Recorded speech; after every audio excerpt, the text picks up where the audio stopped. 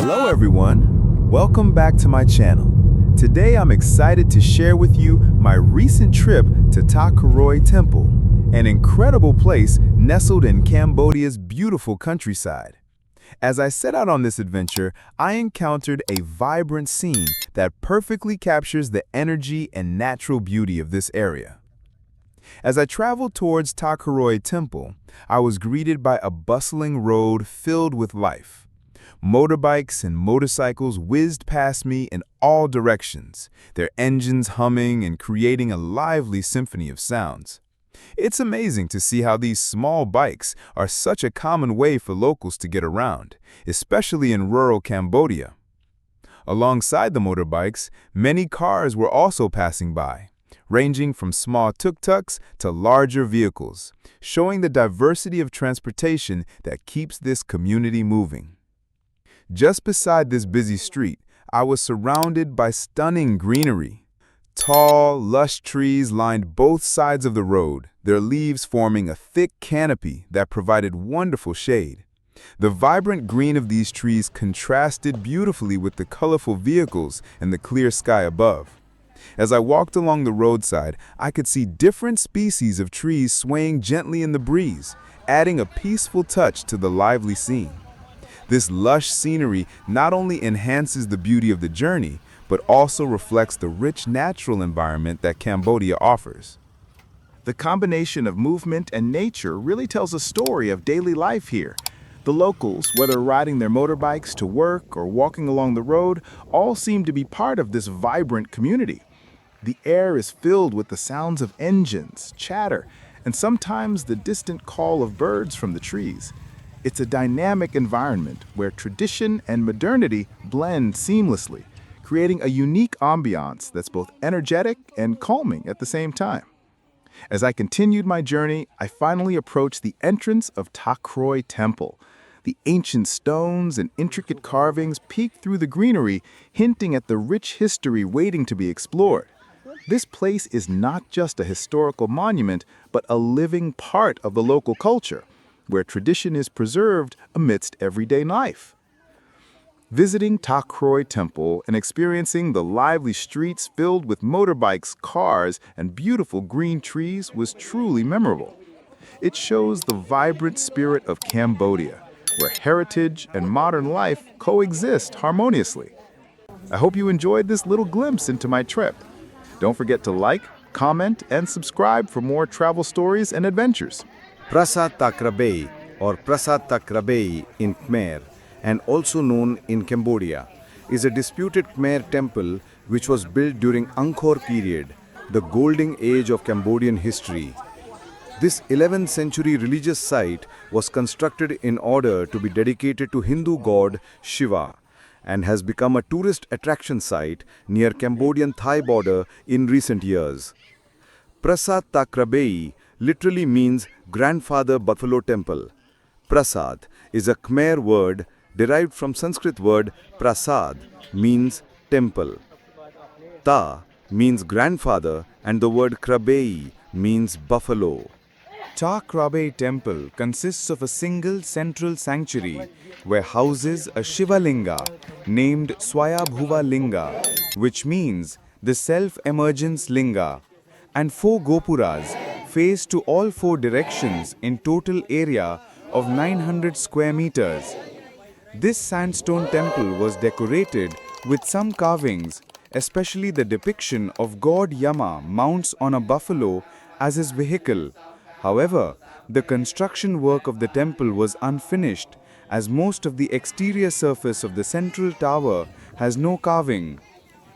According to architectural style, this temple was built in 12th or 13th century in Bayon style, but it is believed that it started being constructed in 11th century. Nowadays, the temple is surrounded by Dangrek Mountains jungle that provides cool shade and fresh air for visitors. As I started my journey toward Thom, I was greeted by a scene bustling with energy. The road was alive with activity. Motorbikes zooming past me in every direction, their engines roaring, horns honking, and tires squealing on the asphalt. These small bikes are the main mode of transportation here, carrying locals to work, market, or just enjoying a ride on this lively street. Alongside these, you could see numerous cars, some small, some larger vehicles, all adding to the vibrant chaos that's typical of Cambodian roads.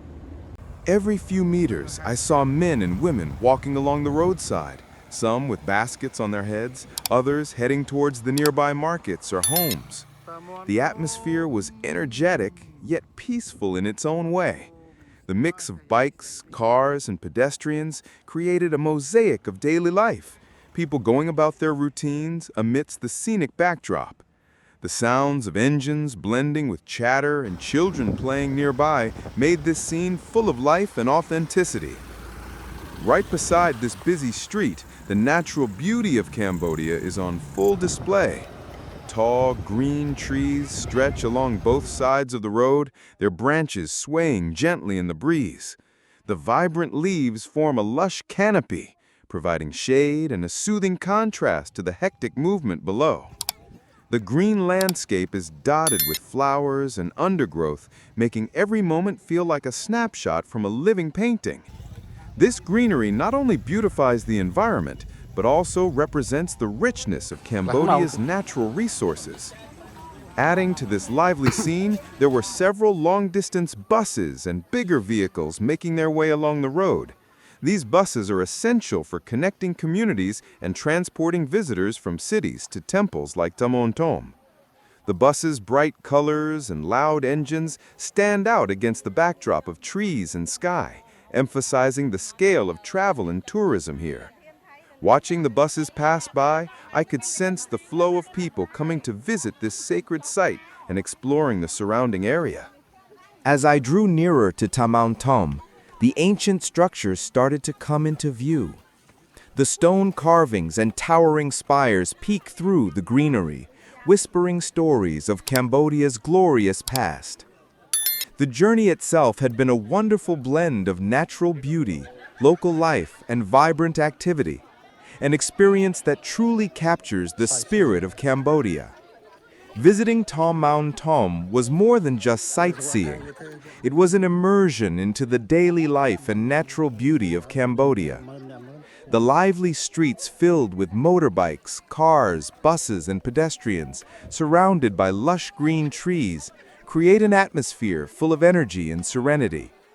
It's a perfect example of how tradition and modern life coexist harmoniously in this amazing country. Thanks for joining me on this adventure. Prasat Thom Temple, located near the Thai-Cambodian border. The temple is located on Dengrek mountain range, basically on Cambodian-Thai border, 57 kilometers west of Samraong city, which is the capital of Odar Menche province, and 13 kilometers away from another Angkorian ancient temple, Prasat Muen Thom. Tourists can travel from Samraong city along the National Road 56 and a mountainous concrete road that leads to this ancient site. Thailand soldiers have claimed that this temple is situated in Bostom village, Kuk Posh Kumon, Bantie Ampir district, Odar Menche province, Cambodia. On the Cambodia side, its location falls within Panom Dong Rak district of Odar Menche. Ownership of the temple has been subject to the Cambodian-Thai border dispute, and military clashes near the temple occurred in 2008 and 2011. Its Khmer name translates literally to Great Temple of Grandfather Chicken. It lies not far from two related temples in a densely forested area where access is difficult on one of the passes through the Dongrek Mountains. Prasat Muen Touch, minor temple of Grandfather Chicken, the hospital chapel, lies 2.5 kilometers to the northwest, and just 300 meters beyond that is the rest house chapel, Prasat Muen, Temple of Grandfather Chicken. During the 1980s-90s, when the Khmer Rouge of Democratic Kampuchea controlled the area, the temples in the region were looted by the Khmer Rouge to finance their guerrilla campaign. Many architectural pieces and original Sculptures were stolen, sometimes detached using dynamite, and smuggled out of Cambodia or sold on the black market. These three temples, all within a few hundred meters of each other, formed a complex which was an important stop on a major route of the Khmer Empire, the ancient Khmer Highway, from its capital at Angkor to its major administrative center in the northwest, Phi Mai, now in Thailand. The temple is located in the Thom Pass at the top of the escarpment of the Dangrek Mountains, which forms the current border between Cambodia and Thailand in the region fenced with wireframe, but was released out of the polls about 2011. North of the border is the Korat Plateau, while to the south are divided the two countries with long cliffs, as the mountains form sheer drops down to the plains connected to northwest of Cambodia. Thom was written in Khmer language as Ta Mian Phu, which means big structures named after Ta Mian. The construction in former times, where the elephant kui were used for going for living and catching elephants from the lower land, so-called Kate Khmer, constructed of laterite and laid out in a rectangular plan with the entrance facing south, highly unusual for Khmer temples which usually face east. It is suspected that this is due to the topography, both to meet travelers having just climbed the pass from the plains below and to provide a defensible position with a strategic view southward down the mountains. The temple's enclosure is 46 meters by 38 meters, with its center in a central sanctuary constructed of pinkish-gray sandstone and preceded by a mandapa and an antarala. A natural channel in the bedrock was used as the Soma Sutra, a funnel which transported holy water used in rituals from the statue in the main chamber, which flows out from the Garbhagriha and indicates the relative importance of the site. On the north side are 2 towers and 2 other laterite buildings that are still standing, as well as the foundations of 3 other buildings which are no longer standing. These buildings are the remains of the highway rest house and hospital Jayavarman VII erected to add to the temple complex, where pilgrims and travelers would spend the night and recuperate for the next leg of their journey. On the south facade, the same side as the main entrance, is the main gopura, which is much larger than the others. A large, broad, steep laterite staircase, also facing south and extending well down into Cambodian territory, leads to the entrance of the temple. There is also a laterite staircase that leads down to a stream on the Cambodian side, which curves around the temple. The orientation of Thom is very similar to that of Prasat Him Bimai and others at Bimai Historical Park. Recent excavations inside the main tower have revealed the existence of a natural linga protruding from the top of the hill around which the temple was built. There is a similar natural linga at the Khmer temple Wat Phu in Laos. During the Cambodian-Thai border dispute, 2009 to 2011, which was primarily centered around ownership of Preah Vihar Temple, border clashes spread to Muen, and access to the temple was temporarily closed. Afterwards, tensions remain high, and tourists at the temple are not allowed to venture more than a few meters southward from the main entrance, and armed Thai border police stand guard to mark the border. Since 2010, the entrance of Muen Thom Temple on Cambodia's side has become easier due to the road infrastructure has been developed, including a road leads to Muen Thom Temple, which was built in 2009 and officially launched in 2010. It consists of 24 kilometers red gravel roads, but it has been upgraded to the asphalt road in recent years, and 500-meter mountainous concrete road. Visitors are recommended to park their cars near the hill. Then they can continue walking through a half-kilometer mountainous concrete road that some parts of it are steep. At this point, tourists also enjoy with the spectacular landscape of Dangrek mountain range along with many big trees and forest flowers. Thanks for watching. If you found this helpful, please give it a like. And to catch more episodes like this, hit subscribe and ring the bell so you don't miss out. I'd love to hear your thoughts. Drop a comment below.